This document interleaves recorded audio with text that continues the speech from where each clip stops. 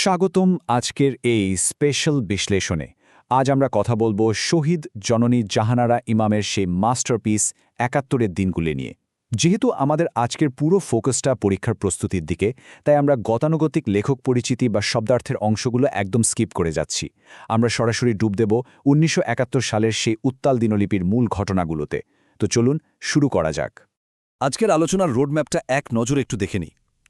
এপ্রিলের আতঙ্ক থেকে শুরু করে ডিসেম্বরের সেই চূড়ান্ত বিজয়, এই পুরো ঐতিহাসিক জার্নিটা আমরা মোট ৫টি ধাপে কভার করব। মূল আলোচনায় ঢোকার আগে এই টাইমলাইনটা একটু মাথায় গেঁথে নিন। পরীক্ষার জন্য অত্যন্ত দরকারি কিছু তারিখ আর ঐতিহাসিক পর্যায়ে মনে রাখার ক্ষেত্রে এটা একটা দারুণ ভিজুয়াল সিলেবাস হিসাবে কাজ করবে। প্রথম পর্ব, অবরুদ্ধ ঢাকায় আতঙ্ক। আমরা শুরু করছি এপ্রিল আর মে মাসের শুরুর দিকের এন্ট্রিগুলো দিয়ে। ১৩ এপ্রিলের দিনলিপিটা খেয়াল করুন। টানা ৪ দিনের বৃষ্টি, চারদিকে গুমোট একটা আবহাওয়া, আর প্রকৃতির এই গুমোট ভাবটাই যেন অবরুদ্ধ শহরের মানুষের ভেতরের আতঙ্কটাকে আয়নার মতো রিফ্লেক্ট করছিল। নিরাপদ আশ্রয়ের খোঁজে শান্তিনগর থেকে এলিফ্যান্ট রোডে মানুষের পাগলের মতো ছুটে চলা, সব মিলিয়ে কেমন একটা চরম অনিশ্চিতার ভীতিকর পরিস্থিতি তৈরি হয়েছিল, ভাবুন একবার। আর এই ভয়টা যে নিছক কোনো গুজব ছিল না, তার প্রমাণ আমরা পাই করিম নামের এক দর্শনার্থীর কথায়। তিনি যখন এসে জানান যে নদীতে চোখ বাঁধা, হাত পেছনে বাঁধা অজস্র লাশ ফেসে যাচ্ছে, বাস্তবতা যে ঠিক কতটা নির্মম ছিল সেটা ভেবে শিউরে উঠতে হয়। এরপর আসি ১০ মের কথায়। লেখিকা বাগানের কাজ করে একটু মানসিক শান্তি খোঁজার চেষ্টা করছেন, কিন্তু এখানে একটা অসাধারণ রূপক বা মেটাফরের ব্যবহার আছে যেটা পরীক্ষার জন্য দারুণ ইম্পর্ট্যান্ট। বাগানে পিস বা শান্তি নামের গোলাপ কাছে কোনো কলি নেই। বুঝতে পারছেন তো, একটা জাতির পুরোপুরি শান্তি হারিয়ে ফেলার এর চেয়ে শক্তিশালী রূপক আর কি হতে পারে। দ্বিতীয় পর্ব, পরোক্ষ প্রতিরোধ। পরীক্ষার জন্য ১২ মের দিনলিপিটা কিন্তু খুব গুরুত্ব দিয়ে পড়তে হবে। এখানে চমৎকার একটা কন্ট্রাস্ট বা বৈপরীত্য আছে।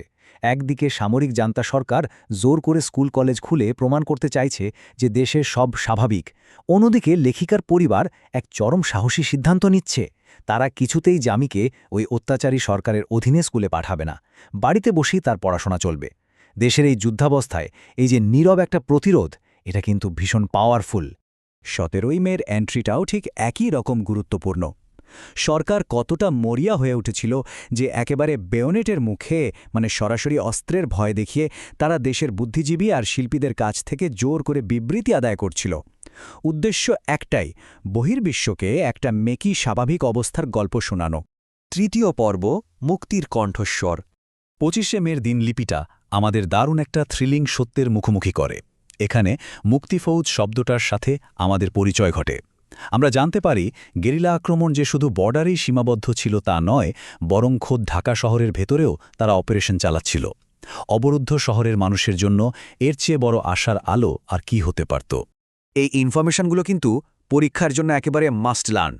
১১ অক্টোবরের এন্ট্রিতে স্বাধীন বাংলা বেতার কেন্দ্রের শব্দ সৈনিকদের আসল পরিচয় ফাঁস হয়।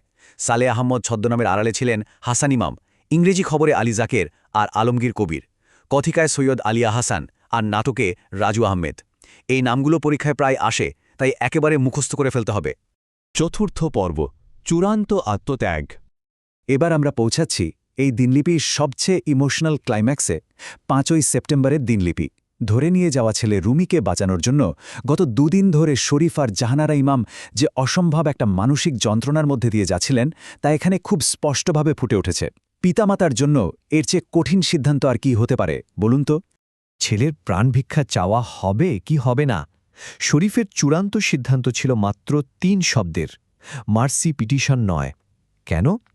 কারণ ওই খনি জান্তার কাছে ক্ষমা চাওয়ার মানেই হল তাদের অবৈধ শাসনকে স্বীকৃতি দেওয়া আর রুমির মতো ছেলের উঁচু আদর্শকে অপমান করা। আত্মত্যাগের এমন চরম দৃষ্টান্ত ইতিহাসে সত্যিই বিরল।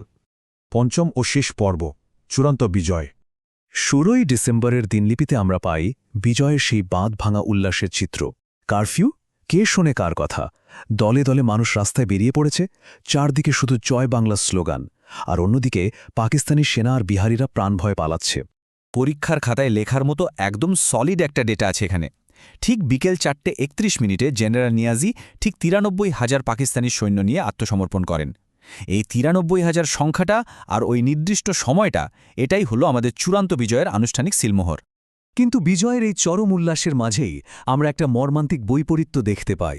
একদিকে যখন পুরো দেশ স্বাধীন হওয়ার আনন্দে ভাসছে, ঠিক তখনই লেখিকা জাহানারা ইমাম তার স্বামী শরীফের কুলখানি বা স্মরণসভার জন্য ঘরে বসে জ্বর দাঁড়াচ্ছেন। শরীফ স্বাধীন দেশটা দেখে যেতে পারলেন না।